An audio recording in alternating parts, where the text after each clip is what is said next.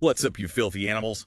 Ready to get your ears fucked by some rock and roll history? Let's do it. We're going deep into the shit you probably haven't heard, the real, raw fucking deal. Right. So let's cut the crap.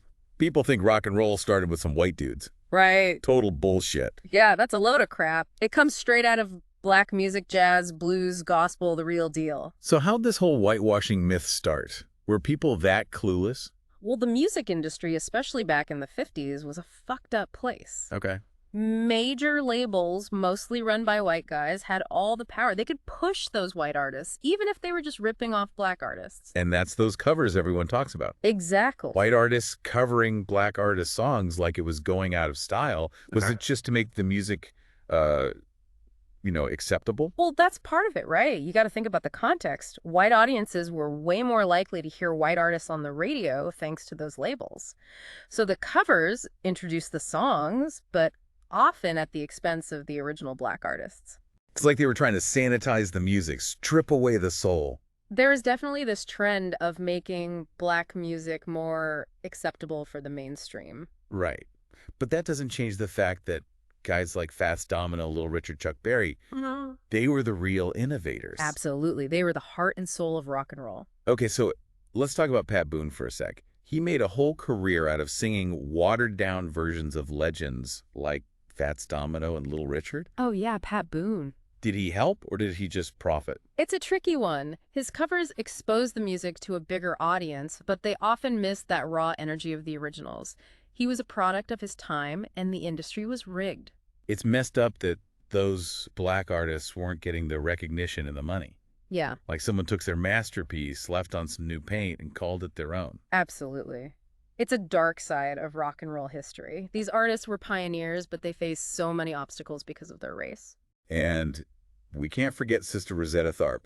This woman was a goddamn legend. Back in '44, she drops Strange Things Happening Every Day, which some consider the first ever rock and roll record. Oh, she was incredible. She was shredding on the electric guitar before most people even knew what the fuck that was. Sister Rosetta Tharpe was a visionary. She blended gospel blues and a touch of something new and raw that would become rock and roll. Her guitar was fierce, her voice powerful, and her stage presence electrifying. So even the name rock and roll itself has some pretty interesting origins. Oh, yeah. It was slang, often used in blues and gospel music. With a double meaning. Yeah, and that double meaning had this rebellious vibe, like a code word for something that pissed off the parents. It embodied the spirit of the time. Rejection of conformity, a yearning for something new. Teenage angst. Okay, we talked about how the industry was screwing over black artists. But what about the artists themselves? Were they cool with this or pissed? Some, like Chuck Berry, saw the financial benefit, more royalties, even if it was tough to swallow. But for others, it was frustration. They saw their music being diluted, their style imitated, and their creativity exploited. Imagine creating something groundbreaking, something from your soul, only to see someone else make a fortune off a pale imitation. It was a complex situation filled with racial tension and economic disparity. Okay, so we've got this black music being sanitized, repackaged, and then boom, the British invasion hits. The Beatles, the Rolling Stones, heavily influenced by American blues and R&B, take the world by storm, injecting new energy right when rock and roll was fading here in the U.S. The British invasion was huge. These British bands, they worshipped American blues and rock and roll. Yeah. They brought this fresh perspective, a raw energy. They reminded everyone what rock and roll was all about.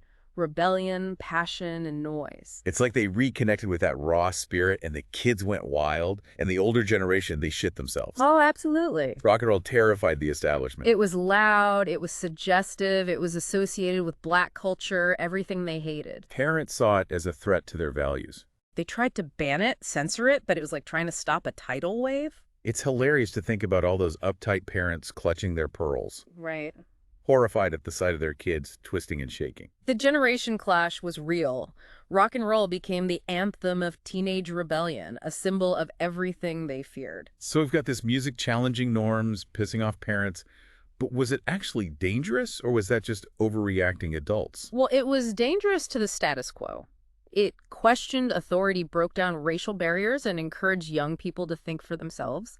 It was a cultural revolution disguised as music. Like a virus infecting the youth. It was powerful, a cultural phenomenon that went beyond just the music. It influenced fashion, language, attitudes, even dance. Okay, so how did rock and roll change the way people dressed, talked, and danced? Think about the iconic images. Leather jackets, blue jeans, poodle skirts, slicked back hair. Yeah. It rejected the conservative style of the 50s, Yeah. expressing individuality, rebellion, and a little sex appeal. And the dances. Yeah. Not exactly waltzes. No, they were wild, energetic, and often suggestive. The twist, the jitterbug, the stroll, letting loose, expressing yourself, and maybe getting closer to someone special. Like the music was a physical force, compelling people to move and shake. It was a liberation of the body and the mind. Okay, last thing before we wrap up this part. The impact on race relations. Some say it bridged the racial divide. Others say it exploited black artists. What's the truth? It's complicated. On one hand, it brought black and white youth together through music and dance. It challenged segregation and forced people to confront their prejudices. Okay. But the music industry was still full of racism and exploitation. Black artists faced discrimination, limited opportunities, and unfair compensation. So step forward, but a long way to go. We'll be right back after a quick break to keep digging into this rock and roll madness. Stay tuned, you filthy animals. We were talking about how rock and roll brought black and white youth together. It was this cultural phenomenon that blew past racial barriers. But let's not bullshit ourselves. The industry was still racist as fuck. Yeah, it's messed up how they were getting screwed over while their music was taking the world by storm. But the teenagers, the ones who embrace this shit so hard, how did it impact them? It gave them a sense of identity, a community, a voice. Rock and roll validated their feelings of rebellion, their frustrations with the adult world, their desire for freedom. Like the music got them in a way their parents never could. Exactly. It spoke to their experiences, their dreams, their anxieties, and gave them an outlet for all that pent-up energy. And let's be real, teenagers always want to piss off their parents. Rock and roll gave them the perfect weapon. Loud, energetic, challenged all the conservative values. Everything parents feared, everything teenagers craved. And don't forget the dancing. Those kids were shaking their asses like their lives depended on it. Must driven those uptight parents insane. The dances were rebellion in themselves, suggestive, challenging social norms, a way to express their sexuality, their energy, their freedom. So it wasn't just the music. It was a whole movement, a way of life, a big fuck you to the establishment. A youthquake, shaking the foundations of society. Okay, let's break down the music. What made it so infectious and revolutionary? First, you got that driving rhythm, that backbeat. It gets under your skin and makes you want to move. Primal, visceral, impossible to ignore. Like a heartbeat pulsing through the music, connecting to something deep inside you. And then you have the electric guitar. It became the iconic instrument of rock and roll, that raw, distorted sound. It was brand new, exciting. A sound that could cut through all the bullshit. Yeah. The sound of rebellion, the sound of freedom. And the vocals, often delivered with a shout, a growl, a scream, raw emotion. Yeah, think about Little Richard. Pure energy. A release, a celebration of life. And the lyrics, teenage love, heartbreak, rebellion, freedom, all resonated with the youth. It was their language, understood their struggles, validated their feelings. Gave them a sense of belonging, like a community. Absolutely. Okay, so we've got this music electrifying teens, driving parents nuts, and flipping the world upside down. How did it spread so fast? How did it become this global thing? Radio was huge. It was how people discovered new music, and DJs like Alan Freed were critical. Right. They championed rock and roll and played both black and white artists. Those DJs were like cultural gatekeepers. They had so much influence, often on the front lines, facing pressure from labels, even the government who wanted to censor or ban the music. Imagine trying to ban rock and roll. It was a losing battle. Like trying to ban teenage hormones? The more they tried to suppress it, the more popular it got. Okay, so who are the iconic figures who shaped rock and roll? Who do we need to know? Elvis Presley, of course, the king. Yeah, Elvis. He took those black musical influences, blended them with his own style, and became a global icon. Charisma, sex appeal, rebellious spirit, that voice. A force of nature. His impact on music and pop culture is immeasurable. And Chuck Berry, the master guitarist songwriter, those songs were catchy as hell. Chuck Berry was a true innovator, one of the architects of the genre. And Little Richard, the flamboyant piano man. Those wild performances and energetic music broke barriers and challenged gender norms. Little Richard was a true original, a force of nature. He refused to be contained. Buddy Holly, the bespectacled songwriter, his catchy melodies and relatable lyrics just grabbed those teenagers. Buddy Holly had a sweetness and innocence that contrasted with some of those wilder acts, but his songs were powerful. And Jerry Lee Lewis, the wild man. That piano playing was as fiery as his personality. Jerry Lee Lewis was a true rebel. His music was raw, untamed, full of energy. He was a controversial figure, no doubt, but his impact is undeniable. His energy, his passion, his willingness to push boundaries all helped rock and roll evolve. So we've talked about the pioneers, the scandals, the impact, but what about its legacy? What's the biggest impact this music had on the world? Its ability to empower and inspire. It gave a voice to generations of young people, Right. challenging norms, pushing boundaries. It showed that music can be a force for change. It's a reminder that we don't have to just accept the status quo Right. We can question authority and fight for what we believe in. and create our own soundtrack. Exactly. It's a testament to creativity and the human spirit, showing that even facing hardship, we can express ourselves, connect, and make a difference. Rock and roll might have started with kids shaking their asses, but it's Sure. become so much more. It's a phenomena, a global force. Music can move us, unite us, and inspire us to fight for something better.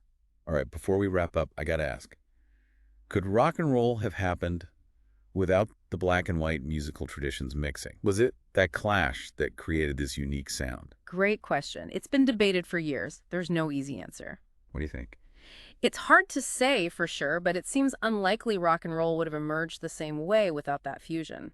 It was the blend of rhythm and blues, gospel, country, and blues that sparked the revolution. A cultural collision that created something new, raw, something that changed the world. Absolutely. It's a reminder that great things can happen when different cultures come together, Right. when we find common ground. Exactly. And it shows that sometimes the most revolutionary ideas come from the most unexpected places.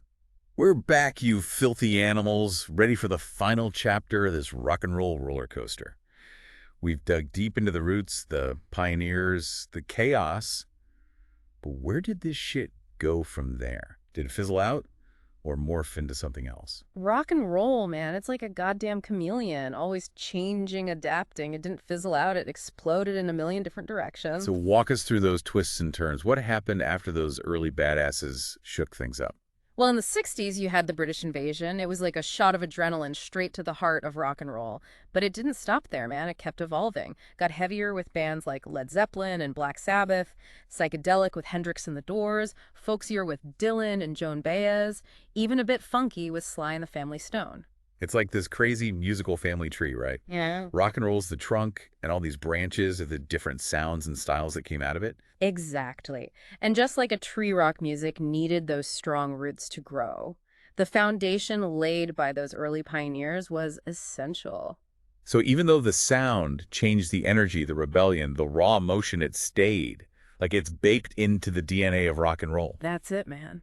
That's what makes it so damn enduring. It keeps reinventing itself, but never forgets where it came from. Okay, but let's be real. Some people say rock and roll is dead. That it got replaced by pop and hip-hop. Is there any truth to that? Bullshit. It might not be the king of the hill anymore, but it's far from dead. It's still out there changing, pushing boundaries, inspiring new musicians. You just gotta know where to look. It's like a rebellious teenager who refuses to grow up. Exactly. Rock and roll is about breaking the rules. It's not gonna disappear just because it's not the flavor of the month. So where do you see it going? What's next for this musical chameleon? That's the beauty of it, man. Nobody knows. But it's going to keep adapting and evolving, borrowing from other genres, experimenting with new sounds, finding new audiences. It's like a virus, mutating and spreading. And just when you think it's gone, bam! It comes roaring back in some new form ready to shake things up. Okay, last question before we wrap up this epic trip. What's the biggest impact rock and roll has had on the world? Its ability to empower and inspire, it gave generations of young people a voice, man. Right. Challenging norms, pushing boundaries. It showed us that music can change the world. It reminds us we don't have to accept things as they are. Right. We can fight for what we believe in. And create our own soundtrack for the revolution. Exactly. It's a testament to human creativity and the human spirit. It shows that even when shit is tough, we can find ways to express ourselves, connect with others, and make a difference. Rock and roll might have started as a bunch of kids shaking their asses and pissing off their parents, but it became something way bigger. It's a global force, A reminder that music can move us, unite us, and inspire us to fight for a better world. All right, you magnificent bastards, that's our deep dive into the history of rock and roll. Hopefully we blew your minds wide open. Now go crank up some tunes, and remember, rock and roll will never die as long as we keep the spirit alive. Peace out.